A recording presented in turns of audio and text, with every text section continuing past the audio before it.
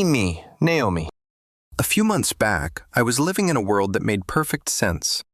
The rules were simple. I saw them play out every day, online, on the news, in conversations with my friends. It was a world where men had the upper hand, especially in dating. They held the power. They set the terms. They were the ones who did the choosing. We, the women, were the ones who had to navigate a minefield of unwanted messages, unsolicited pictures, and low-effort attempts to get our attention. My best friend Bonnie and I would spend hours scrolling through our phones, sharing screenshots of the latest terrible pickup line or hilariously bad profile. We'd talk about the pressure, the constant judgment, the feeling of being treated like a piece of meat on a digital butcher block. And through all of this, we were united in one unshakable belief.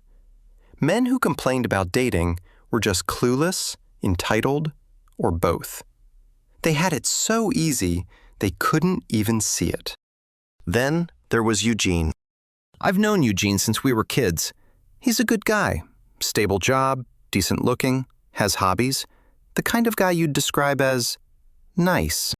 And for the last year or so, every time we'd hang out, he'd bring up the dating apps. It was like a dark cloud that followed him around. He wasn't angry or aggressive about it, just defeated. He'd show me his phone, the empty inbox, the lack of matches after swiping for an hour straight. He'd talk about conversations that just fizzled out for no reason, or women who would unmatch him the second he didn't give the right answer to a question. And every time, I'd give him the same lecture. It all came to a head on some random weeknight, maybe a Tuesday. The three of us, me, Bonnie, and Eugene, were at our usual coffee spot. Eugene was in a particularly bad mood. He was slumped in his chair, poking at his phone screen with a grimace.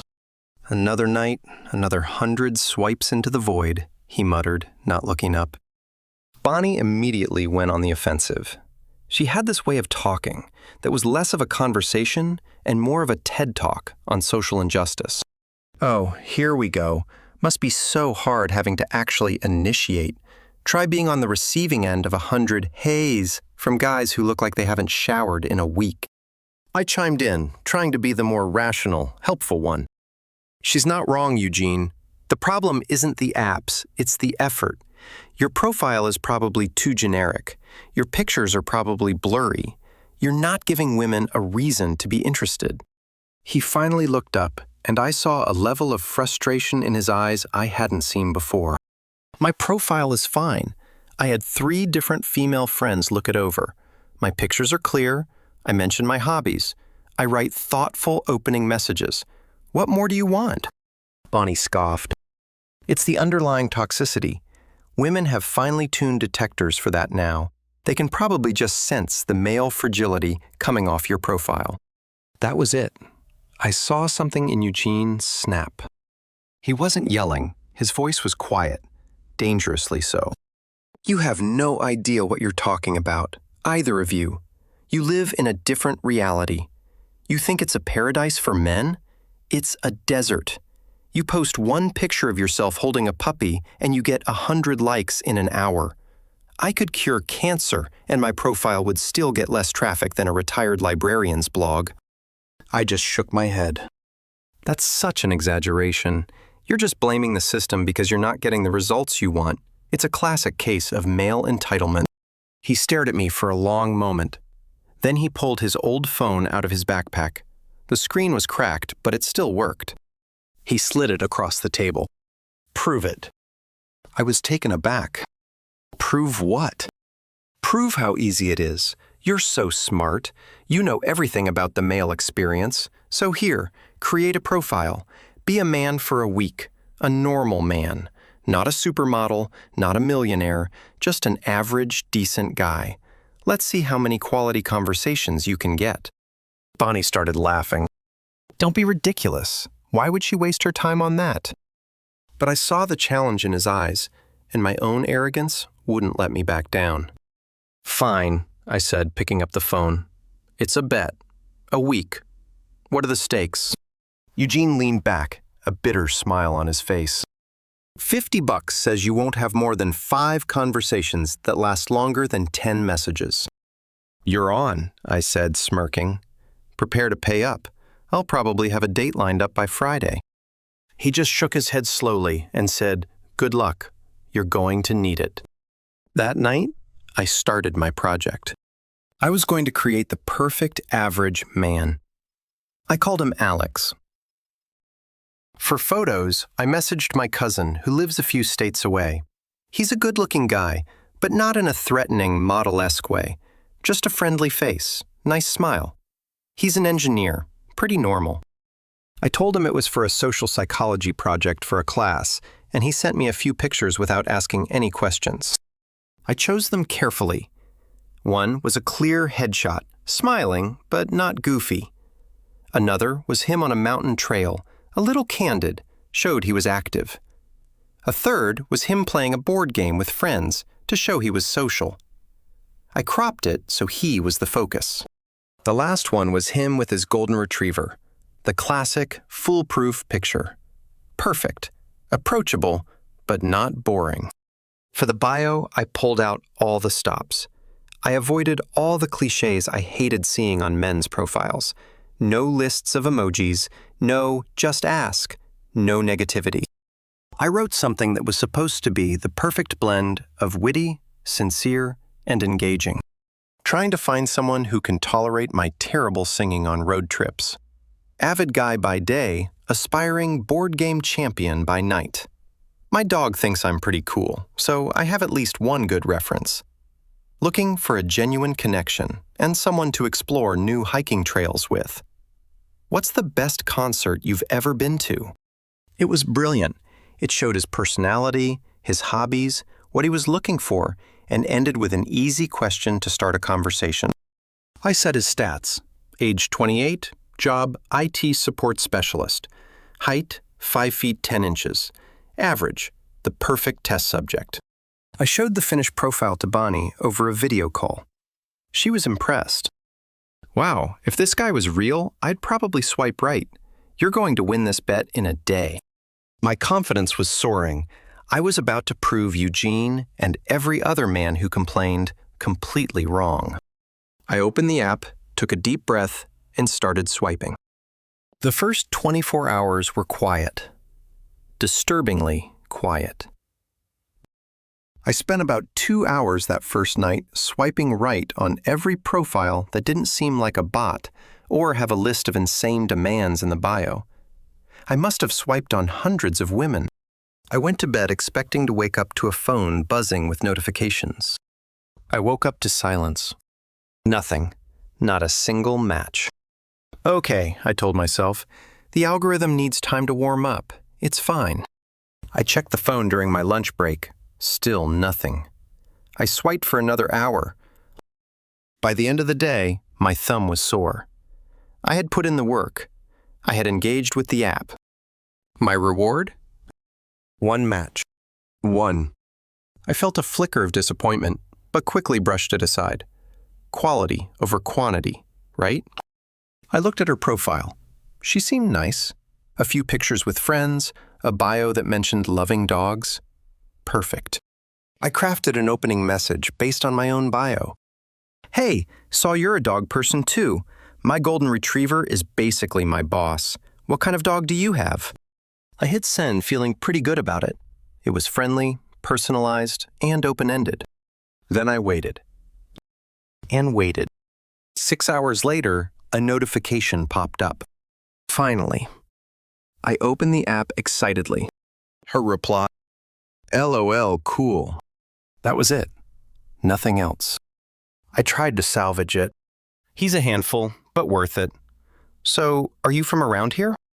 I never got a response. After a day, her profile was gone from my match list. She had unmatched me. The next few days were a blur of the same thing, a soul-crushing routine of swiping, waiting, and getting nothing in return. The sheer volume of profiles I swiped right on was staggering. Hundreds upon hundreds. The silence from the app was deafening. It felt personal. I started to analyze everything. Was it the pictures? Were they too generic? Was the bio too long? Too short? I tweaked the bio, swapped out a photo. It made no difference. The digital void just stared back at me. By day 4, I had a grand total of 3 matches. The first was the girl who unmatched me. The second one was clearly a bot. The profile had one blurry picture and a generic bio. It matched with me at 3 a.m. and immediately sent a message with a suspicious-looking link. I reported and unmatched. The third match, however, seemed promising. Her name was, well, I won't use her real name. Let's call her Sarah. She was cute, had a full profile with lots of pictures, and a bio that seemed genuine. I was determined not to screw this one up. I started the conversation referencing something from her profile about travel. To my shock, she replied. We actually had a conversation. It wasn't amazing, but it was a back and forth. We talked about places we'd been, movies we liked, the usual stuff. My spirit started to lift. See, it just takes patience. Eugene was just being dramatic. We exchanged maybe a dozen messages over the course of an afternoon. I was starting to feel like a real person again, like Alex wasn't completely invisible. Then the question came, the one Eugene had warned me about. Random question, but how tall are you, LOL? My heart sank. I felt this weird, cold dread. This was a test, and I had a feeling I knew the outcome. I typed the truth. I'm 5 feet 10 inches. I watched the screen, the 3 little dots appearing and disappearing as she typed her reply. But no reply came. The 3 dots just vanished. I waited for 5 minutes, 10 minutes. I sent another message. Is that a deal breaker? No response. I went to her profile to see if I had missed something, and then I saw the message. You are no longer matched with Sarah. Gone. Just like that. Decades of life, experiences, a personality, a job, hobbies, all of it, rendered completely irrelevant by 2 inches of height. I just stared at the blank screen. I felt hollow. It wasn't anger. Not yet. It was a profound sense of worthlessness. For the first time, I felt a sliver of what Eugene had been talking about. This wasn't just rejection. This was erasure. I didn't touch the app for the rest of the day. I couldn't. The next morning, I forced myself to open it again. 2 days left in the bet. I couldn't give up now. I had 1 new match. I almost didn't have the energy to message her, but I did. This conversation was different. She was engaging, funny, asked questions back. We talked for 2 straight days. It was the most success Alex had had by a long shot. We talked about everything: work, family, dreams, embarrassing childhood stories. I actually started to like her. I felt a pang of guilt that I was being deceptive, but I pushed it down. This was for science, for the bet. Finally, on the evening of the last day, I decided to go for it. You seem really cool. I'd love to actually talk in person sometime. Would you be up for grabbing coffee this weekend? My hands were actually clammy as I waited for the reply. The notification came almost instantly. Aw, that's so sweet. But I'm not really looking to meet up with anyone from here. I just got out of a bad relationship, and I'm just on here for fun and to chat with people. I read the message twice. Just for fun. Just to chat. All that time, all that emotional energy I'd invested. For nothing. It was just a game to her, a way to pass the time. I felt like an idiot. 2 days later, just for kicks, I checked her profile again. She had updated her main picture. It was her smiling with her arm around some guy.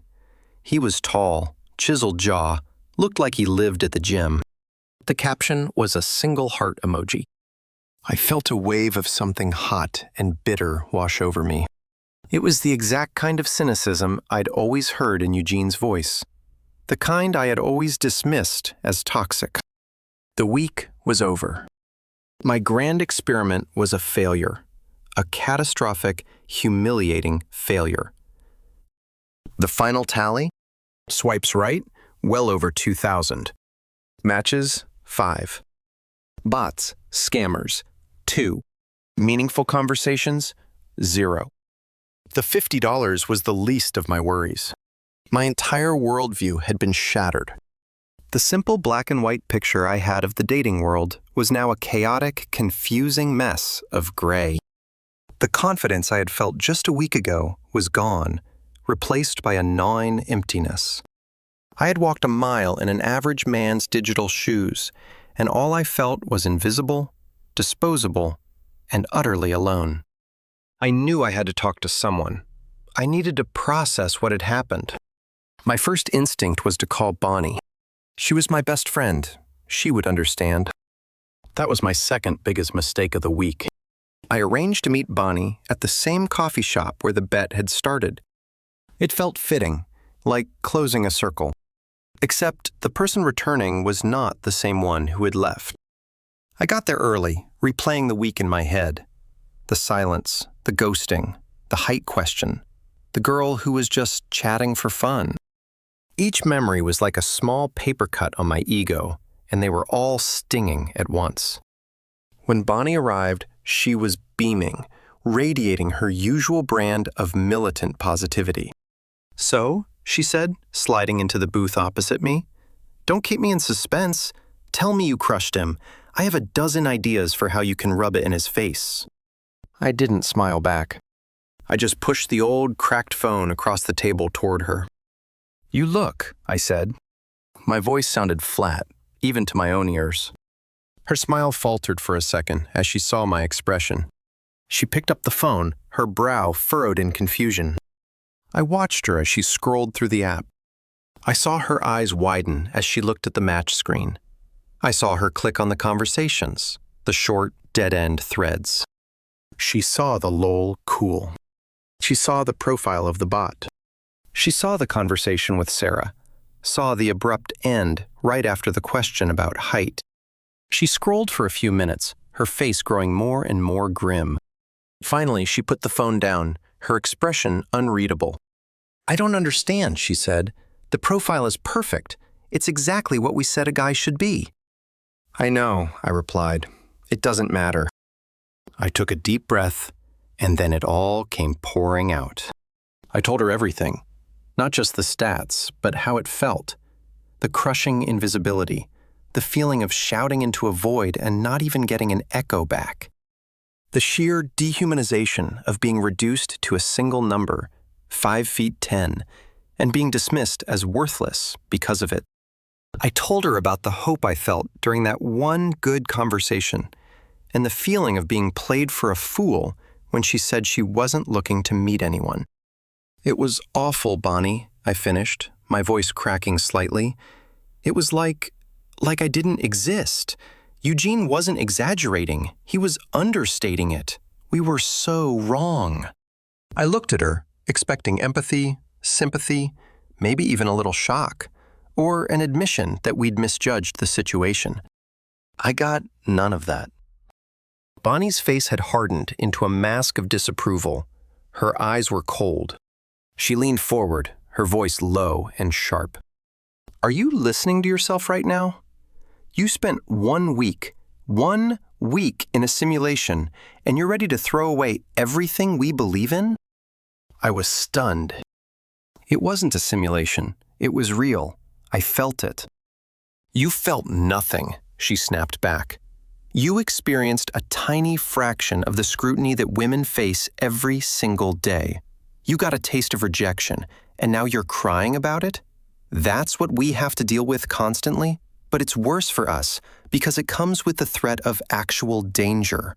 You're co-opting male fragility, Naomi." The words hit me like a slap. Male fragility? I was treated like I was subhuman. How is that fragility? How can you hear what I just said and not see the hypocrisy? Her eyes narrowed. "The only hypocrisy I see is you, siding with the oppressors because you had a bad week. Women are allowed to have preferences, height, income, whatever. It's a survival mechanism. We don't owe men our time or attention. What you experienced wasn't injustice. It was just consequences. Consequences for what? I asked, my voice rising. For being average? For not being 6'2"? How is that a man's fault? You sound just like them, she said, disgust dripping from her words.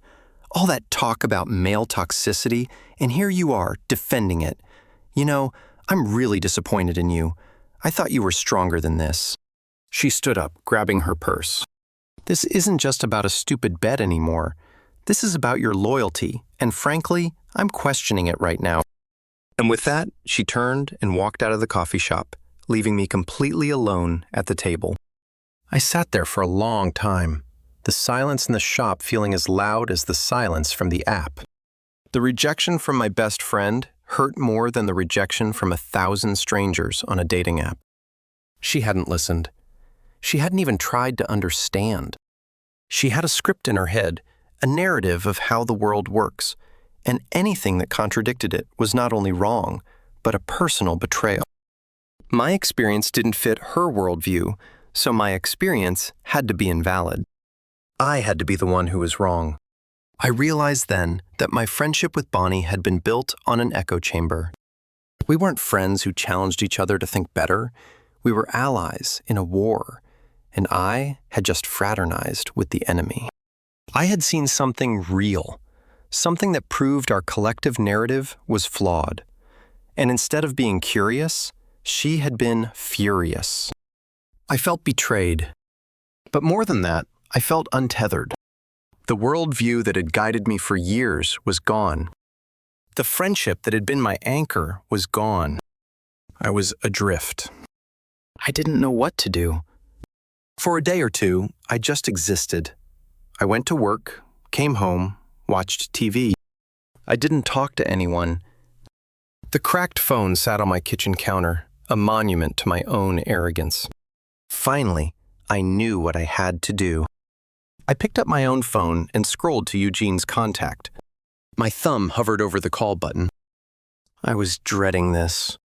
I was preparing for the "I told you so," the smug satisfaction. I deserved it, after all. But I had to see it through. I called him. He picked up on the second ring. "Hey," I said, my voice small. "Hey," he replied. His tone was neutral. "How'd the project go?" I could have lied. I could have made something up.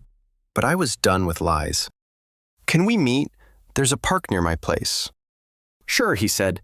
"Be there in 20. We met by the duck pond. It was a cool evening. The sun was starting to set. We didn't say anything for a few minutes. We just stood there, watching the ducks. I reached into my pocket and pulled out a crumpled $50 bill. I held it out to him. "You won," I said, not looking at him. He didn't take it. "I don't want your money, Naomi." I finally forced myself to look at him. His expression wasn't triumphant. It was just weary. "It wasn't about the money," he said quietly. "I just wanted you to see." My shoulders slumped. "I saw," I whispered. "God, Eugene, I saw." I told him everything about the experiment, the silence, the matches. I told him about the height question and the girl who was just chatting for fun. And then I told him about Bonnie, about the things she'd said, the accusation of betrayal. He listened patiently, not interrupting once. He just nodded along, a flicker of recognition in his eyes at certain points in the story. When I was finished, there was a long silence. The only sound was the quacking of the ducks. "I'm sorry about your friend," he said, and it sounded genuine. "That sucks." "She thinks I've betrayed the cause," I said with a hollow laugh. "She thinks I'm defending male toxicity." "You're not," he said. "You're just acknowledging that a lot of guys are completely lost. We're told to be vulnerable, but not needy, confident, but not arrogant. We're told to just be ourselves, but it seems like ourselves is never good enough. It's an impossible balancing act, and if you fail, you're not just rejected, you're invisible. And if you dare to talk about feeling invisible, you're told you're being toxic and entitled." He looked out over the water. You didn't feel male fragility, Naomi. You felt what it's like to have no value in the dating market, to be a commodity that nobody wants. It's a lonely place. Tears started to well up in my eyes. It wasn't just for the fake rejection Alex had felt. It was for the real loneliness Eugene must have felt for years. It was for the loss of my friendship with Bonnie. And it was for my own stupid, blind arrogance. "I'm sorry," I said, and this time it was for everything. "I'm so sorry. I was an idiot. I dismissed you, I lectured you, and I never actually listened. I just thought I knew better." He finally looked at me, and he offered a small, sad smile. "It's okay. Most people don't listen." He finally took the $50 bill from my hand. "Let me buy you a coffee," he said, "the proper way this time." We walked back to the same coffee shop. We sat in the same booth, and for the first time, we had a real conversation. It wasn't about blame or gender politics. It was just two friends talking about how hard it is to connect with people in a world that seems designed to keep them apart. I didn't have any answers. My old, simple worldview was gone, and I didn't have a new one to replace it yet. Everything was complicated and confusing, but for the first time in a long time, I felt like I was seeing things clearly. The bet was over. I had lost $50, but I had gained something much more valuable, a dose of reality and a little bit of empathy. And I had a feeling that was a much better prize to win.